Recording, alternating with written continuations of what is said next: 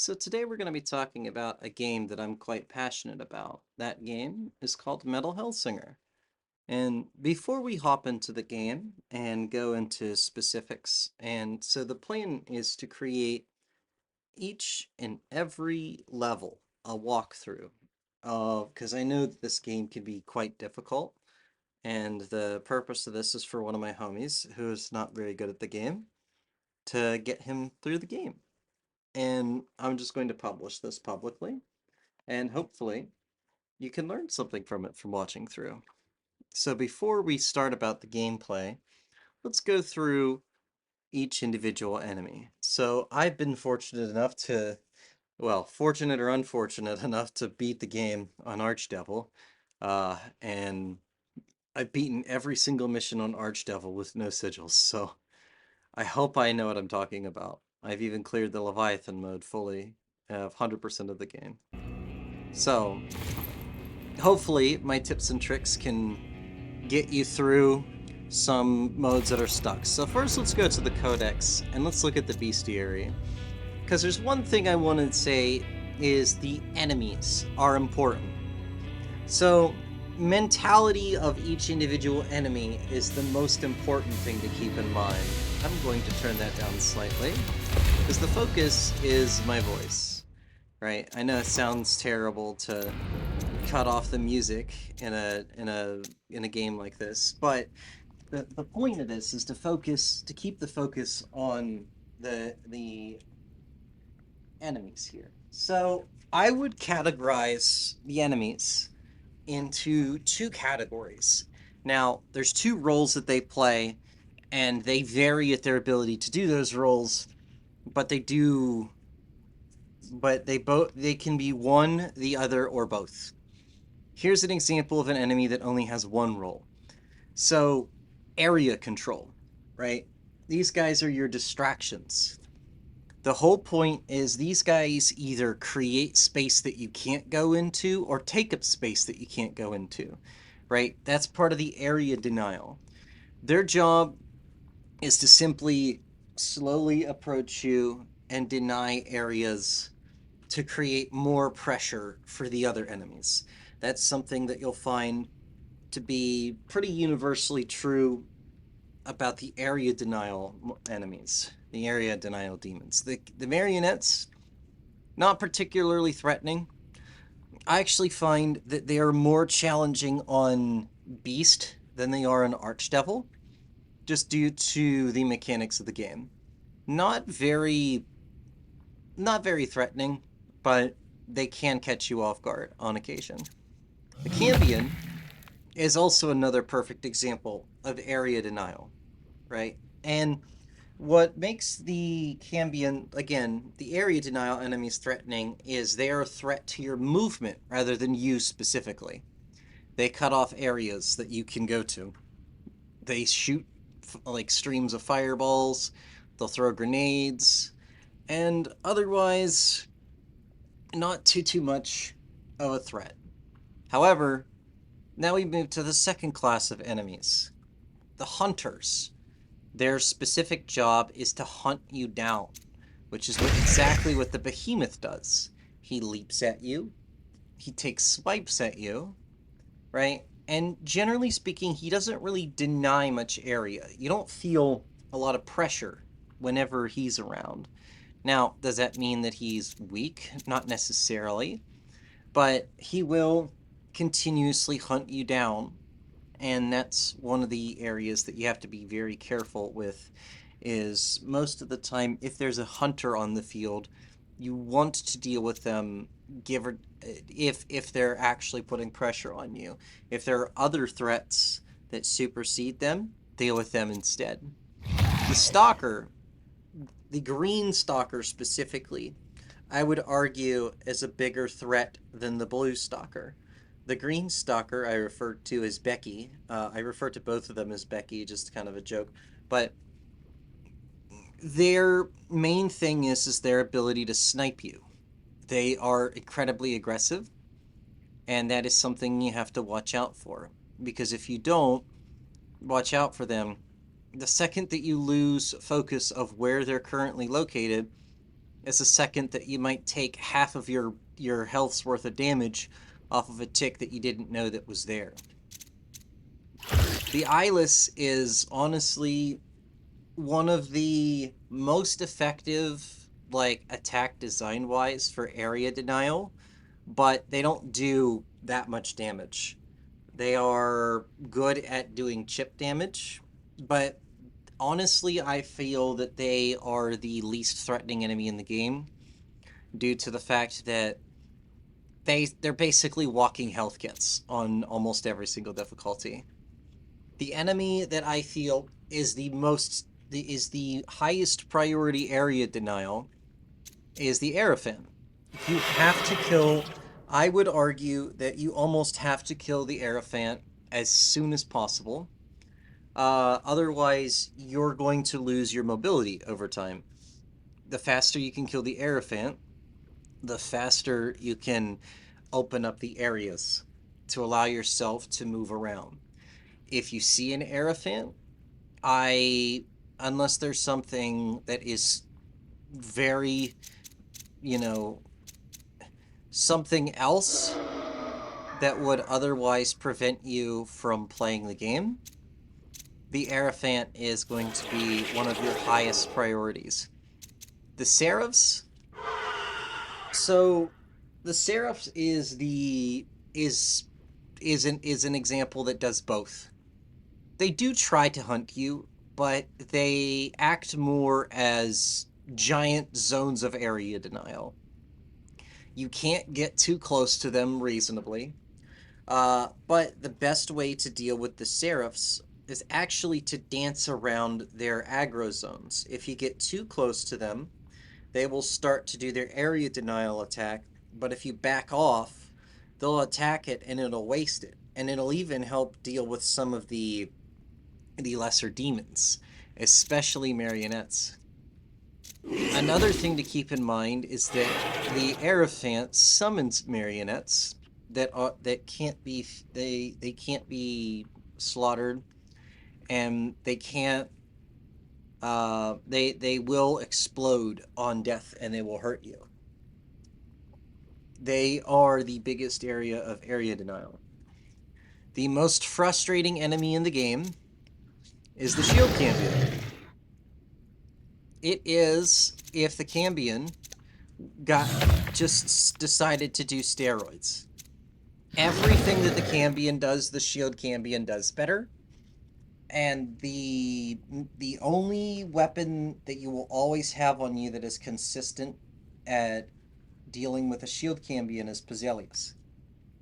The shield cambion is going to be most of the time one of my higher priorities because his attacks do insane amounts of damage, have insane amounts of tracking. He's definitely a role that he both hunts you and denies areas that you can go to. The Siege Behemoth is really scary if you don't know how to deal with him. And the Siege Behemoth is another instance of both a hunter and an area denial. But the Siege Behemoth, he denies you horizontally. To deal with the Siege Behemoth, most of your movements have to be vertical. The best way to take and deal with him is a game of you play a vertical cat and mouse, because the Siege Behemoth is incredibly aggressive and will want to follow you. And if you get close enough to pull his aggro, he'll want to follow you. But his attacks don't have great vertical. If he hits you, if he tries to do his slam attack, but you are below him, and if you get it to trigger above you, you can drop underneath of it quite safely. And playing the vertical game and bleeding them out is what makes them easier to deal with. They are less aggressive than the regular behemoths, but they have better tools to prevent you from doing things. The Void Stalker is a very good area denial because you have to at least keep them in your peripherals. that's the big thing is so long as you have them in your peripheral vision, they're not the most immediate threat, but their attacks do hurt. They're incredibly avoidable, and depending on how you deal with them, it can either be the biggest headache because you're not avoiding their attacks directly, but they are a great distraction because a lot of their attacks are very bright, they're distracting, but otherwise not too much of a threat, but they definitely can serve a challenge depending on how good you are at avoiding them. The Annihilator Seraph is very, very, very good at both area denial and hunting you because they have two different phases. The first phase is when they fly around. The most the scariest attack from the Annihilator Seraph is when they pull out the six beams. You kind of just have to get a feel for it, and depending on it's very much something you can handle instinctually, but the Annihilator Seraph, the hard counter to them is to focus them down and damage check them.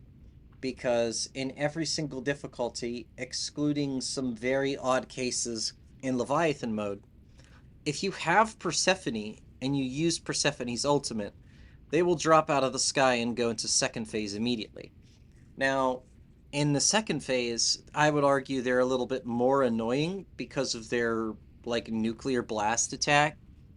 It is inconsistent that whether or not you can dash through it. You can dash through it, but it will still catch you anyways. So most of the time, I opt to just pogo over it. You won't see Annihilator Seraphs outside of Leviathan or Archdevil difficulty. So these guys, if you're dealing with them, you should be fine. The biggest deal with dealing with Annihilator Seraphs are the damage check. Once you get them on the ground, though, they tend to fall pretty quickly. So it's just a matter of just actually meeting the check to deal with them. The siege behemoths become the only case where I can say that they're notoriously scary is at the very end of the game. You are trapped in a very small room with two of them, and there is no vertical space. So you almost have to play extremely vertically. You can damage check them. A weapon that does this very well is the red right hand, but that's a DLC weapon, so that's not something I'm going to say. Persephone does not outright kill them, unfortunately. But you can, so long as you respect them, keep your distance. The most scary attack from them is the shotgun blast. Because if you're too close or you don't have a way to break line of sight, the shotgun blast will be a consistent way that it will either do a good amount of chip damage or just kill you outright. So as far as things that are powerful, let's see if we have, I don't remember where it is, the tools in our disposal, right? Paz. Paz is outright one of the most powerful weapons in the game. Now, Terminus is only useful in Leviathan. It is pretty cool, but it's not great. Paz is a weapon that is underutilized because Paz has two really powerful abilities. One is his charge. His charge will crystallize the marionettes, turning them into grenades. Now that's a double-edged sword because it can either help you or it can hurt you. But when it comes to dealing with any enemy who is not a elite. So if we go to our bestiary, right? Any of the beasts, so that's Marionette, Cambion, Behemoth, Stalker, Eyeless, Aerophant, and the Lesser Seraph. Every single one of these enemies, if you right-click and use Paz's ultimate, they will be turned into a grenade, where their next damage tick will cause them to explode. This is very powerful against both the Aerophants and the behemoths. Now, if you're in an area where there's too much pressure and you need to deal with the stalkers, this is also useful. Typically speaking, the behemoths, and especially the seraphs. If I don't have other tools to deal with them, the Pizelius is great for dealing with the seraphs. And typically speaking, the behemoths are incredibly easy to deal with based off of the charge attack. I'll demonstrate this now, actually, because another thing is that the most important thing to focus on, and I understand that this is a rhythm game, and a lot of people really like to focus on the music and the rhythm, but an underutilized mechanic is the movement.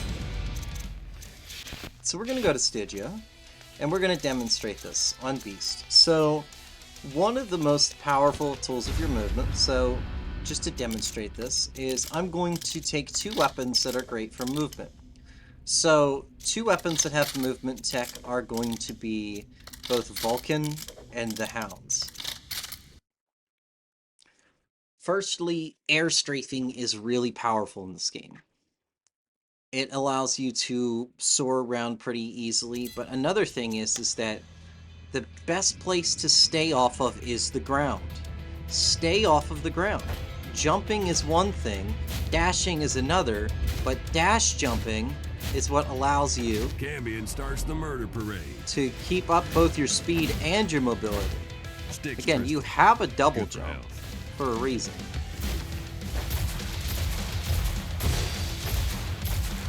Right? I don't have to play like I'm very seriously.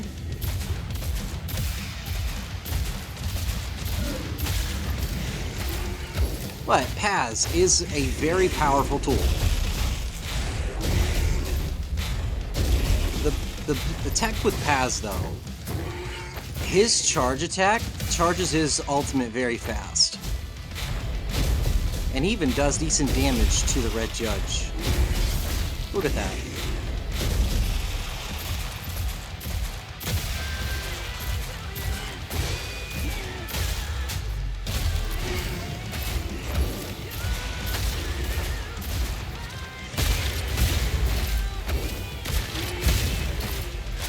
Why I would argue that Vulcan is one of the better weapons in the game is you can shoot your feet to launch yourself in the air.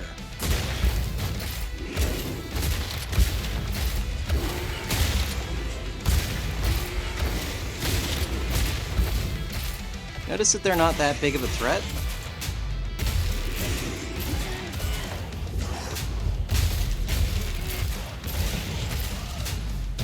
Those fireballs don't really do that much. Again, enemies that just require basic kiting. But when it comes to the movement tech, another one that isn't explained at all is the Hounds. You get better air, you get a slight increase of speed and your ability to glide right after you cast the Hounds' ultimate. It looks like this.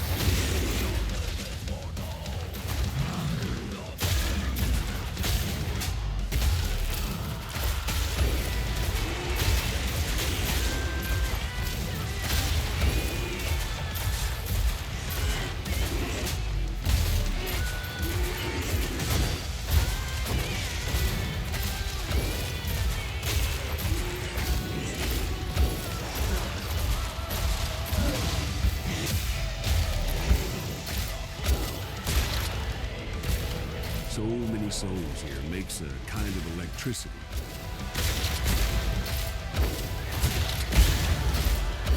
Now that we're at the area with Behemoth, well, about to be. Not that it matters. We're just gonna move forward. Chaos So the crystal nearby Behemoths, somewhere. they love to jump straight at you. Don't jump straight backwards or they will hit you. Jump to the side.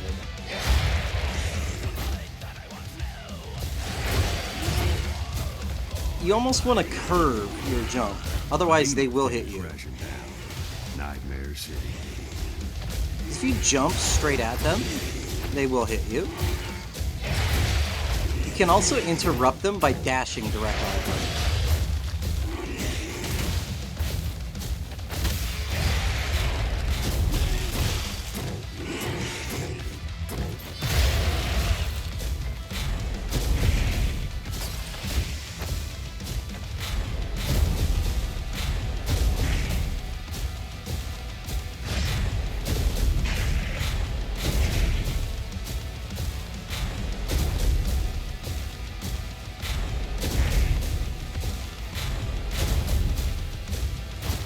that big of a threat.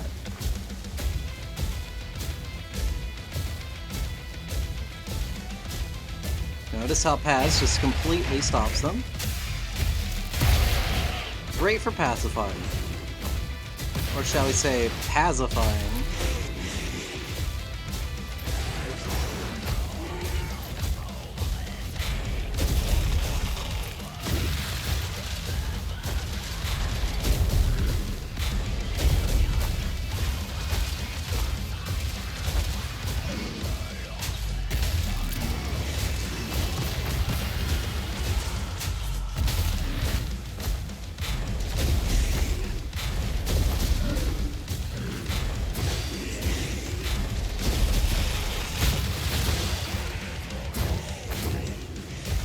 Now, again, let's say I don't want to deal with that behemoth. I could just do this.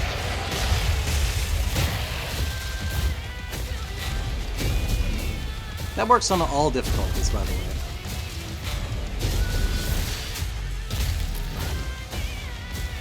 Very powerful. Just pay attention to what's going on, and my AK isn't working, that's great.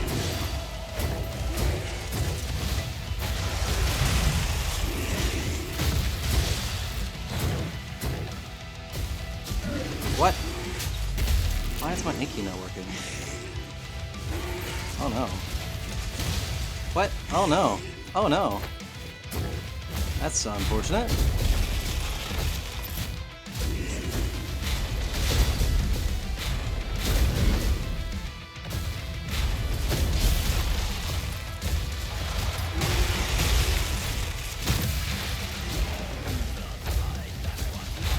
Paz's ultimate charges really fast.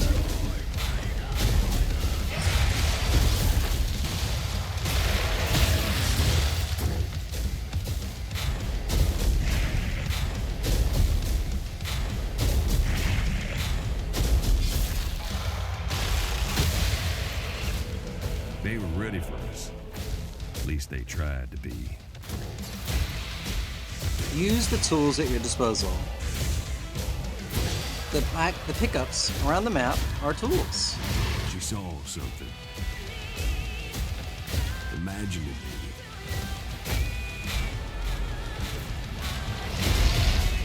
Right? Very powerful enemy. Very threatening. Wants to come after you. Well, not anymore.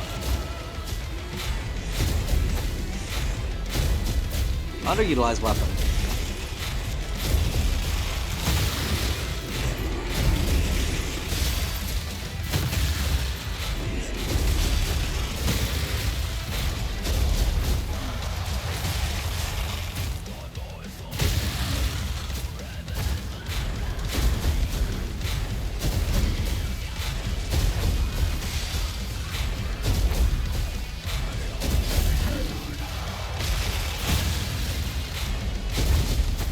Typically, that does not hurt me. I must have got hit by something else.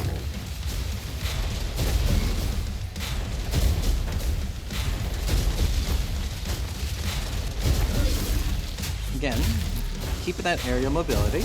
They can't hurt you.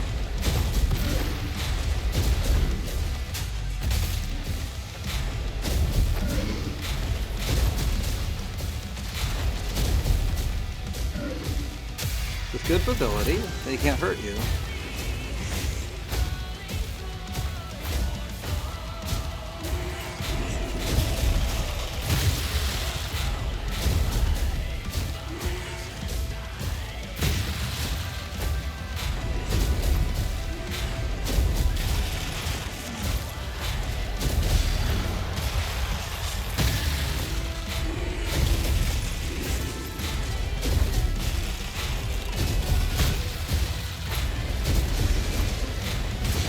Use your own enemies against them.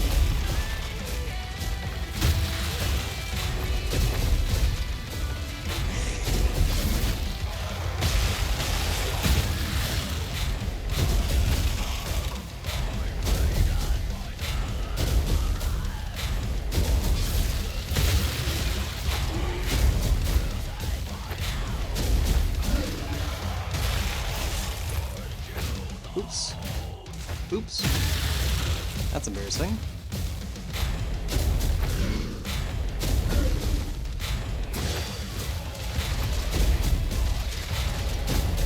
Notice he's not aggressing me? Just trying to control the area I can go to.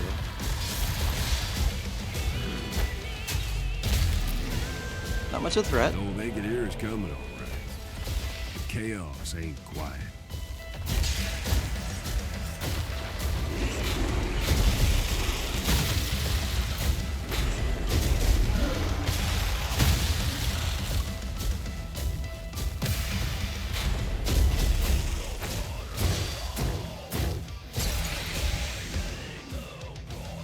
Absolutely nothing to worry about. Pay attention to how the enemies want to come after me, right? Not a lot of hunters in this. I don't have a lot of pressure. I'm free to move around as I please. So long as I don't cross into where they're trying to deny me.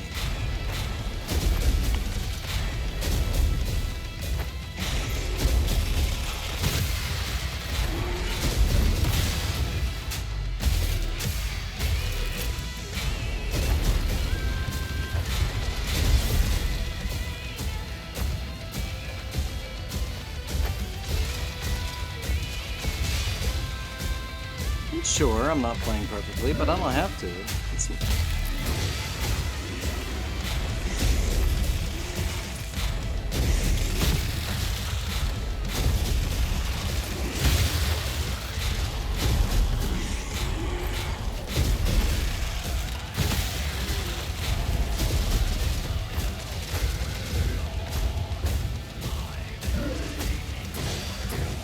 Ooh.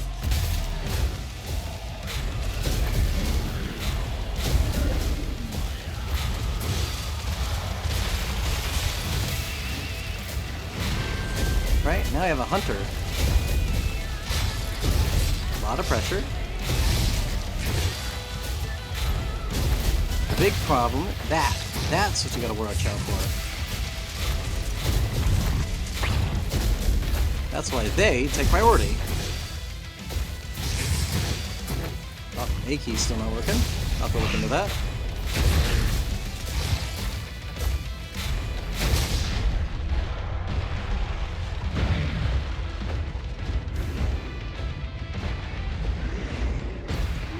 Use the tools at my disposal.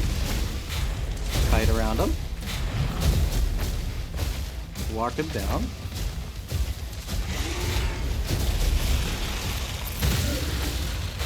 The enemies are my weapons.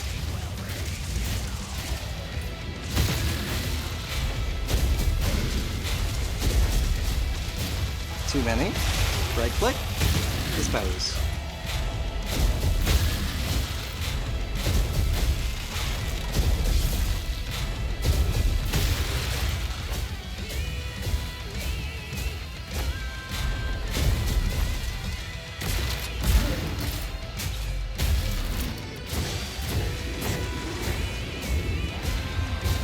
Right? Big hunter, big scary.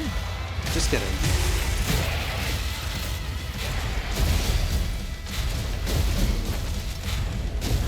Avoid the pressure. And boom.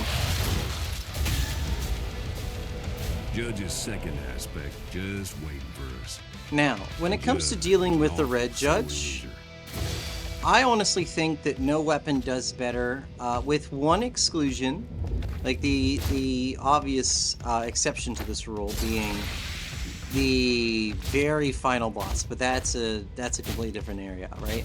All of the aspects, the easiest way to deal with them is just whip out the hounds. I personally prefer to usually use whatever weapon I choose, and then whip out the hounds to deal with the aspects, as I find it's the most consistent and fun way to deal with it. Typically speaking, I'll choose whichever weapon for the level as my secondary, or I know I like to have it in 2, just because it's closer to W. But when it comes to swapping weapons, I swap with Q. And I mostly swap between Pizelius and whichever weapon I have equipped. And when it comes for the Red Judge, I just whip out the hounds.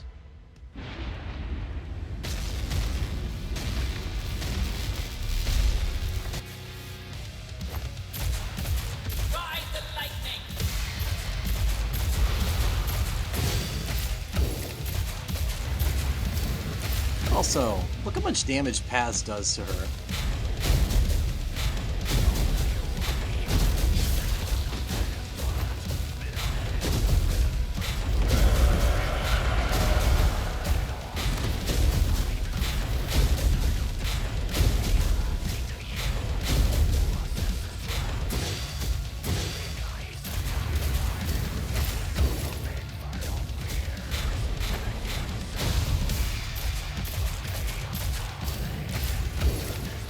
Rise, condemned souls! Right? Arena, right? Arena full of demons.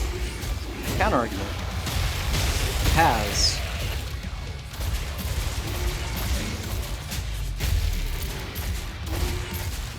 Doesn't matter what health you have, if your health is 1.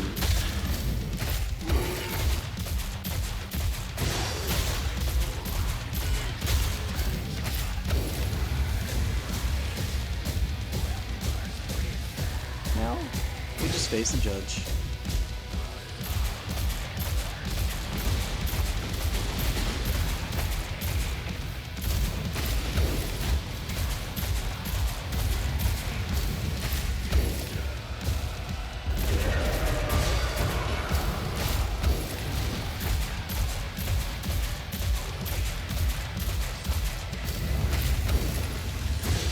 Behold the face of infernal justice!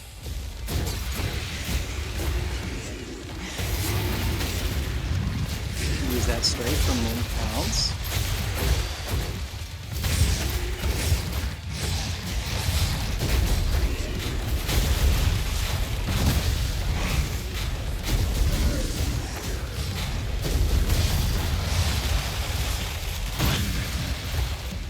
Burn, damned soul!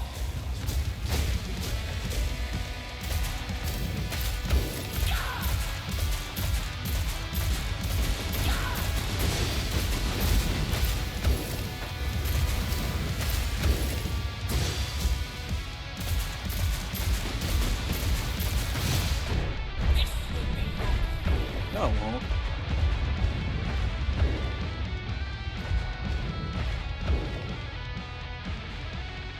I alone control infernal destiny! Cool.